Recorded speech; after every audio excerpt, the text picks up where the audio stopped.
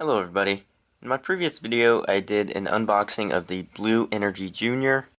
I decided to sell that on eBay. It's still up on eBay if anyone's interested. And I ordered the Blue Studio Energy.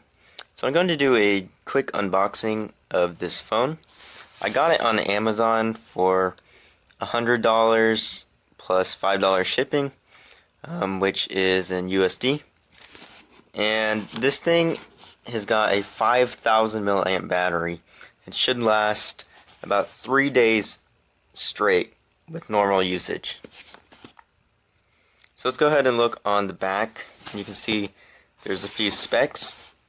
1080p, 30 frames per second, 5-inch screen, 1.3 gigahertz quad-core processor, 8 megapixel camera, and 2 megapixel front camera, 5,000 milliamp super battery. It's got 4G high-speed packet access plus, and it's expandable up to 64 gigabytes. It's got 8 gigabytes internal and 1 gigabyte of RAM. It's running 4.4 KitKat out of the box, but it's upgradable to Lollipop. And an extra thing is that it does have Corning Gorilla Glass 3. It's got an FM radio. Let's go ahead and take off the top cover. So it just slides off, and on the top is the phone. It's covered in plastic, and it just comes right out of the plastic. It's got the sticker on the front with the specs again, so that just comes right off. Now this phone feels a lot better, a lot higher quality than the previous one. It's obviously more expensive as well, but I can just feel that this is a higher quality phone. It's a pretty nice size. I previously was using a Galaxy S3, and it's not too big of a difference. Here's a comparison between the Galaxy S3 and the Blue Studio Energy. It's even about the same thickness, surprisingly, considering that the Blue Studio Energy has an extremely larger battery.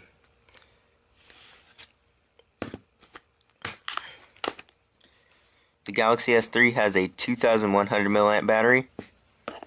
This has a 5,000 milliamp battery. So let's go ahead and look at the buttons. So on the side you've got the power button, and then the volume up and volume down. We've got the audio jack on the top, and the charging port and microphone on the bottom. We've got the camera on the back along with the flash. We've got a front camera on the front and the speaker. And let's go ahead and take off the back cover. Just 2 SIM card slots and the SD card slot, and then the battery is right here. It's got a reset button back here, and that's about it. Let's lay the phone to the side for a second, and let's go ahead and finish the unboxing. We'll take off the front cover. Here you'll see it's a micro USB adapter. It appears that you can use this to either charge other devices, or you could probably hook up a USB flash drive or something and connect it up to the phone. Next thing in here is the actual cable, and this is just a normal micro USB cable. Now let's go through the rest. The next in here are looks like some headphones. Not bad. Looks like some medium quality headphones. Then the next thing is the charger. Just a standard charger. And then another thing that's cool is that it actually comes with a case.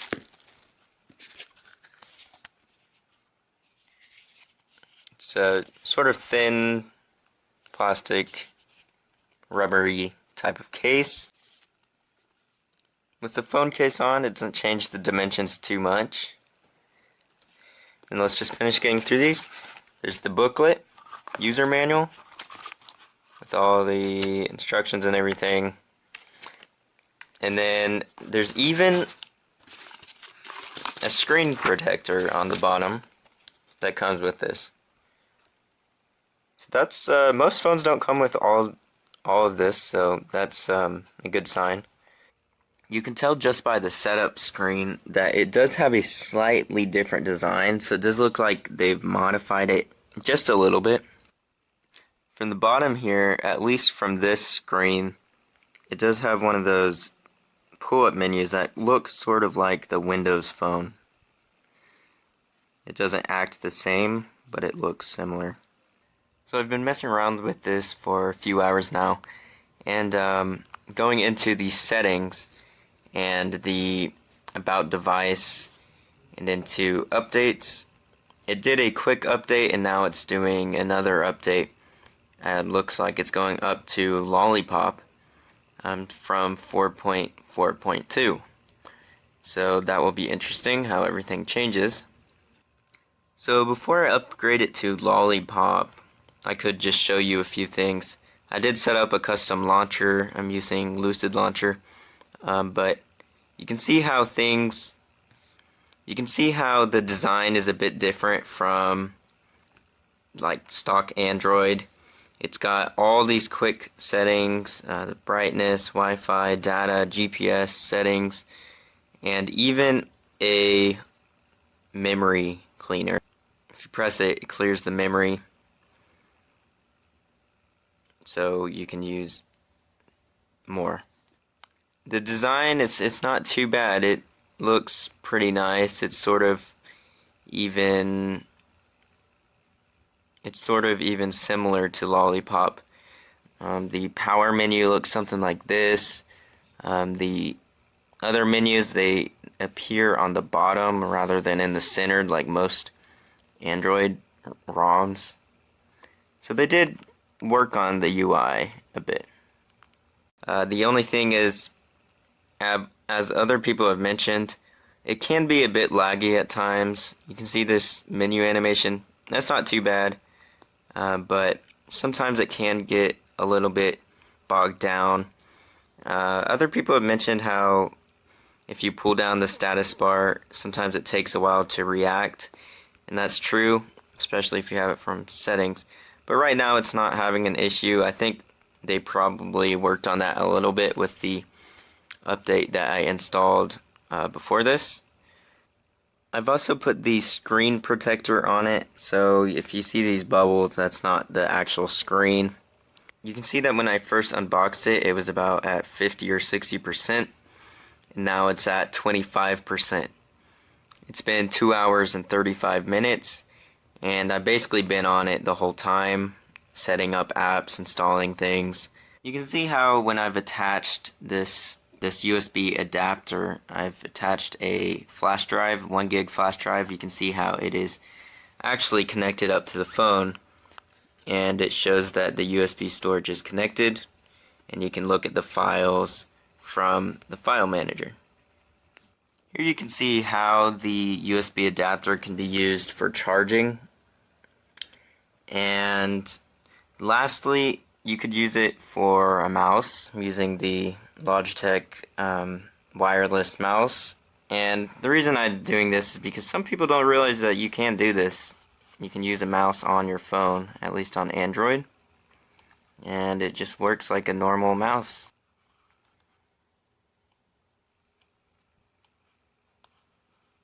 Some of the stock apps include a flashlight, torch, and it's got a pretty bright light.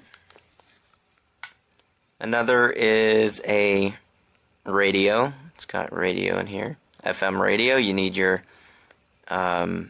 earphones plugged in to use it, but it works.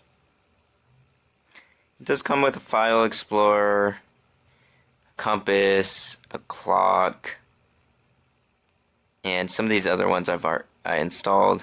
It comes with a music player, the normal Google Apps, System Manager.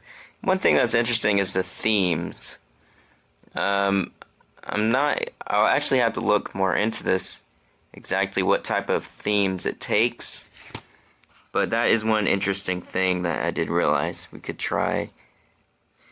It does come with this System Manager app where you can memory clean, clean the cache, traffic monitor, app manager, permission manager, and a power optimizer.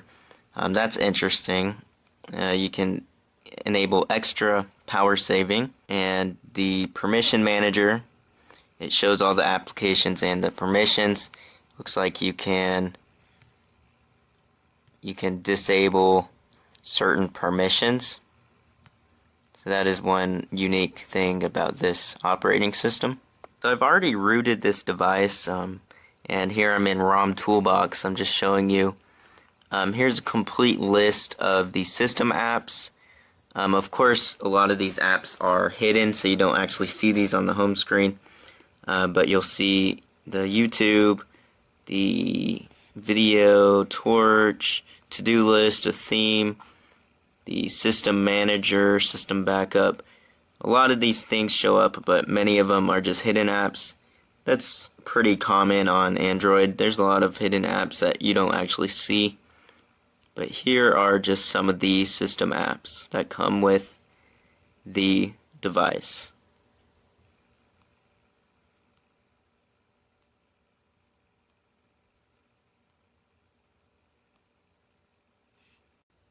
And it is now installing the Lollipop update, so we'll see how things go. Now that the update has installed, there are quite a few changes. This is just the home screen. Now, some things, such as you notice right away, is that the status bar now has the ability of transparency, and there are differences in the notification area. And here you can see now that there's no way to get to any sort of quick settings, but instead they moved that down to the bottom. If you just pull up from the bottom of the screen, I accidentally just clicked on an app. And here I was just showing you the stock launcher. I'm going to move back to the custom one. And so yeah, you can see how the quick settings just pull up from the bottom, and you can get access to the settings and everything from there. The settings also changed. There's all the networks on the top like before. They've moved some of the settings around. For example, there's no place right here on the main settings screen for app settings. You have to go into the advanced settings and then apps.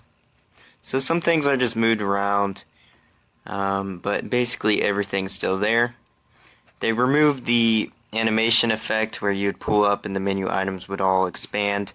That sort of slowed it down, so that's better anyways. It does seem maybe to be going a little bit quicker than before. I do like the settings area at the bottom, besides the fact that sometimes it still interferes with the app, but overall it works pretty well. One thing that's kind of interesting is that you can do a screen capture, a custom screen capture, where you can select which area to take the screenshot of. You can do the whole thing or just a little part, and then you just press save at the bottom and it's saved as a screenshot.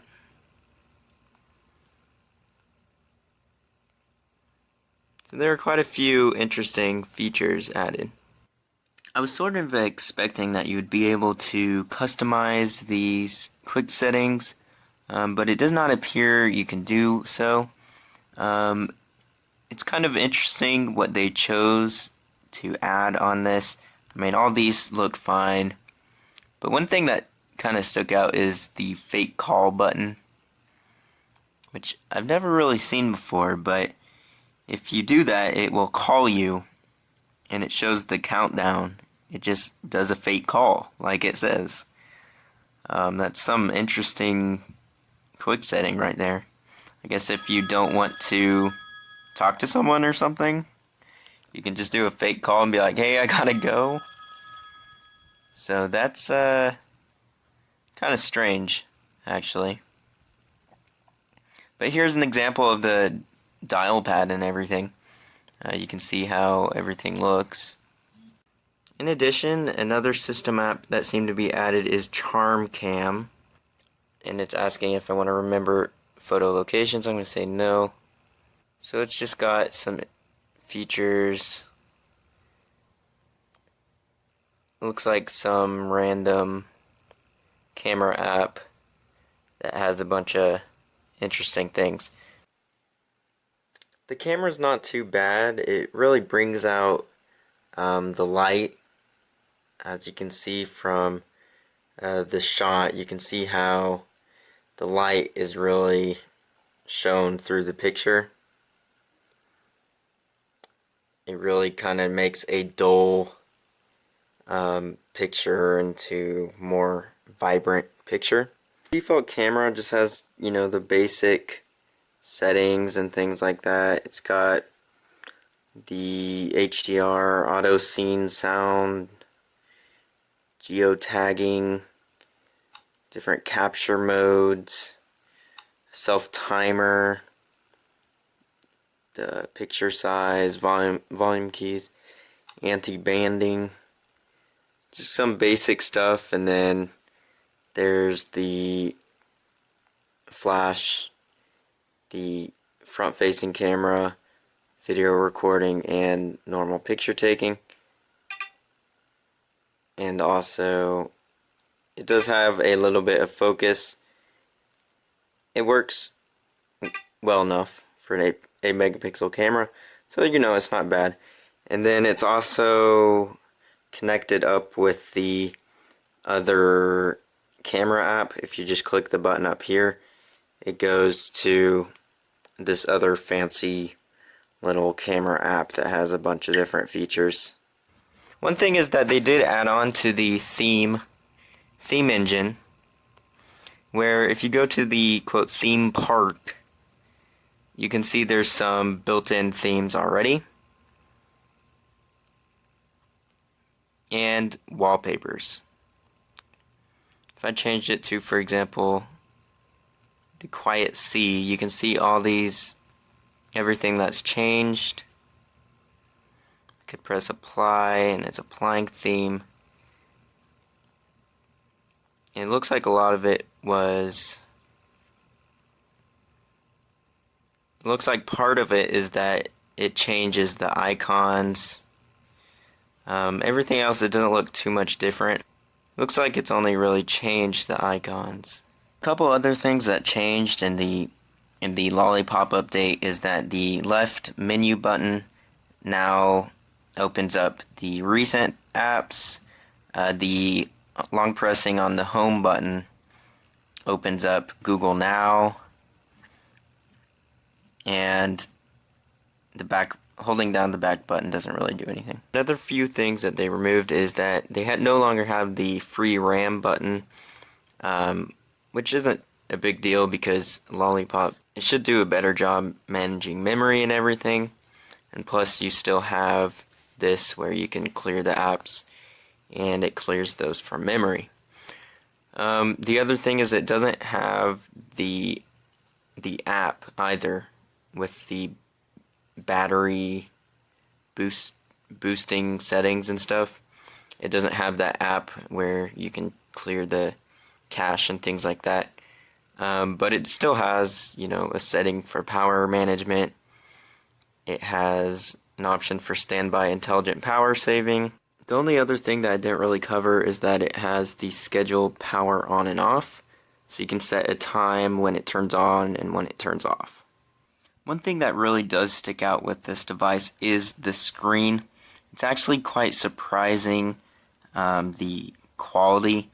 On the left I have the Galaxy S3, and you may not be able to tell completely as well as with the camera, but with your eyes you can see how the Galaxy S3's screen is a lot more yellowish and yellow tinted. The Studio Energy, it really does have a vibrant display. I think really the only thing I wish they added was lights for the menu, home button, and back button. backlights for that. And then another thing is in the pull-out bar, I wish they kept a settings button in the top right. Instead, you can get to it from the pull-up bar at the bottom. That's just something I'll have to get used to. Some of these things aren't that big of a deal. It's just something you'll have to get used to. And then the last thing is that I wish they did add some sort of notification light for when you get new notifications, such as emails or texts. BLU does have a few other phones that compare to the BLU Studio Energy. For example, the BLU Studio Energy 2. But it is quite significantly more expensive. It does have a little bit more memory. It has 1.5 gigabytes of RAM instead of 1 gig of RAM. But it still has the 5,000 milliamp battery. They do have other models as well that aren't as expensive. For example, the BLU Energy X Plus. But this thing doesn't have the same amount of battery life. It has a 4,000 milliamp battery, and so it wouldn't last as long. But they aren't. All of them are good. All of them have decent battery life. If you are looking more for a high-end phone, you may want to look at the Lenovo Vibe P1, which is also a 5,000 milliamp battery, but it has 2 gig of RAM, a 13 megapixel camera, and the processor is a bit better. So if you're looking for a higher spec phone, but still good battery life and everything, you might want to check this one out. Overall, this phone is pretty great. It's got a nice screen, obviously great battery life. It just seems stable. It seems nice in the hand, good dimensions, and really it's a good mid-end phone. It's nothing spectacular besides battery life, but it's got some good specs and it works well for me. Thank you all for watching. Please subscribe if you like these types of videos.